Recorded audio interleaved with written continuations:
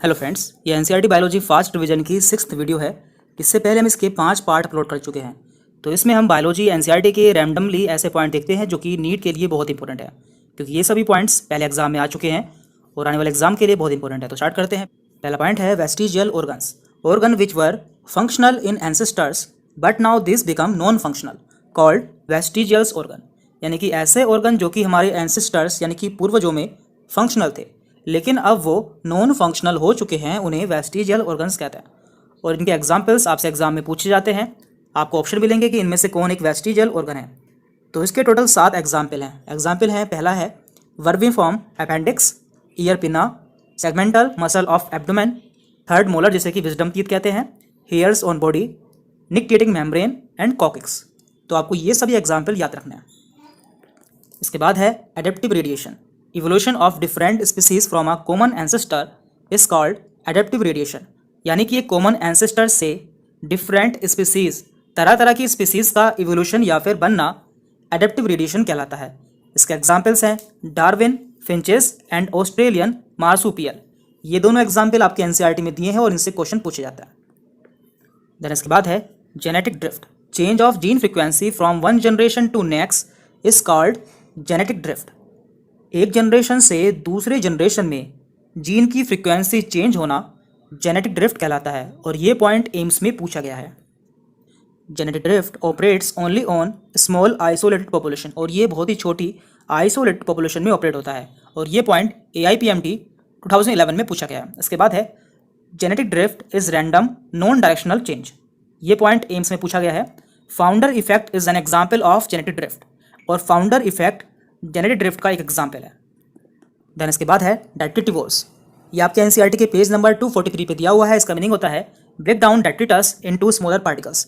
ऐसे ऑर्गेनिज्म जो कि डेट्रिटस को स्मॉलर पार्टिकल्स में तोड़ देते हैं उन्हें डेट्रिटिवोर्स कहते हैं। इसका एग्जाम्पल है अर्थवॉर्म। अर्थवॉर्म इज ए डेट्रिटिवोर और इस प्रोसेस को फ्रेगमेंटेशन कहते हैं। अब जान लेते हैं कि डेट्रिटस क्या होता है। तो देखिए, detritus is a raw material for decomposition. इसमें आते हैं dead remains of animals, dead plants remains and faecal matter.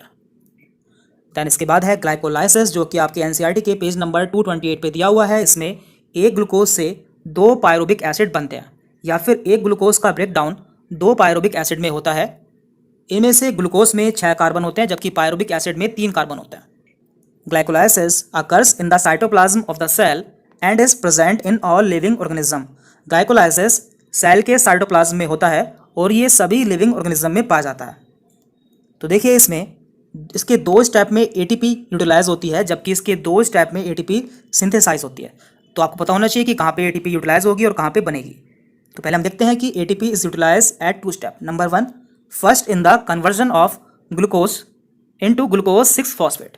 यानी कि जब ग्लूकोज से ग्लूकोज 6 फॉस्फेट का कन्वर्जन होता है तो उस समय एक ATP यूटिलाइज होती है। Number 2, fructose 6 phosphate into fructose 1,6 bisphosphate. तो जब फ्रक्टोज 6 फॉस्फेट से फ्रक्टोज 1,6 बिसफॉस्फेट में कन्वर्जन होता है तो उस समय भी एक ATP यूटिलाइज होती है। तो अब बात करते हैं कि ATP कहाँ कहाँ बनती है। ATP is synthesize at 2 step. Number 1, BPGA into 3 phosphoglyceric acid PGA, and number 2, PEP into pyruvic acid. तो इन दोनों स्टेप में ATP बनती है। तो आपसे पूछा जाता है कि net gain of ATP in glycolysis, यानी कि ग्लाइकोलाइसिस में टोटल कितनी ATP गेन होती है। तो देखिए, यहाँ पे 4 ATP डायरेक्टली फॉर्म होती हैं एंड 2 NADH2 डायरेक्टली फॉर्म होता है। तो आप जानते हैं एक NADH2 से 3 ATP मिलती हैं। तो यहाँ पे टोटल 6 ATP मिलेंगी, क्योंकि यहाँ पे 2 NADH2 के मॉलिक्यूल्स हैं और यहाँ पे 2 ATP यूटिलाइज हुई है। तो इसलिए 4 में से 2 माइनस इज इक्वल टू 2, तो 2 + 6 इज इक्वल टू 8। तो ग्लाइकोलाइसिस में हमें टोटल 8 ATP मिलती हैं। देन इसके बाद है एनसीईआरटी के पेज नंबर 242 पे rate of function of pond ecosystem is regulated by. तो देखिए, पॉन्ड इकोसिस्टम के रेट ऑफ फंक्शन को 4 फैक्टर्स रेगुलेट करते हैं। तो वो कौन कौन से हैं? Solar input, cycle of temperature, day length and climatic conditions. तो आपको ये चारों पॉइंट याद रखने, क्योंकि इनमें से क्वेश्चन पूछे जाते हैं।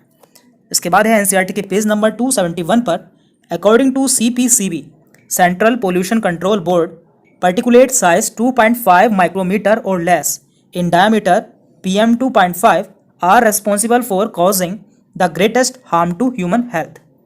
यानी कि 2.5 माइक्रोमीटर या फिर 2.5 pm डायमीटर से कम का पार्टिकुलेट मैटर ह्यूमन हेल्थ के लिए सबसे ज़्यादा डेंजरस होता है। और ये क्वेश्चन आपसे कई बार पूछा गया है, इसलिए आपको ये पता होना चाहिए।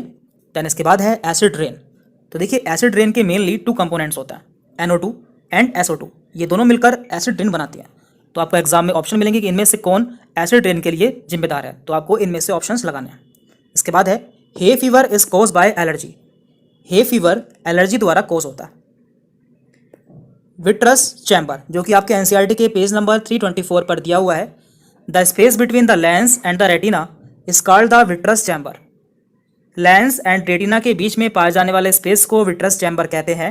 And is filled with a transparent gel called vitreous humour. और ये एक ट्रांसपेरेंट जेल से भरा रहता है जिसे कि विट्रस ह्यूमर कहते हैं। तो देखिए आप समझ सकते हैं कि कॉर्निया और लेंस के बीच में जो स्पेस पाया जाता है उसे एक्वस चैम्बर कहते हैं, जबकि लेंस और रेटिना के बीच में जो स्पेस पाया जाता है उसे विट्रस चैम्बर कहते हैं। तो आपको ये दोनों ही याद रखने हैं क्योंकि ये आपके लिए बहुत इंपॉर्टेंट है। तो यहाँ पे हमने एनसीईआरटी बायोलॉजी के कुछ रैंडम्स पॉइंट्स देखे हैं जो कि आपके लिए बहुत इंपॉर्टेंट है। इसी तरह आगे की वीडियोज़ में हम बायोलॉजी के सारे इंपॉर्टेंट पॉइंट्स कवर कर लेंगे जहाँ से क्वेश्चंस पूछे जाते हैं। Thank you very much.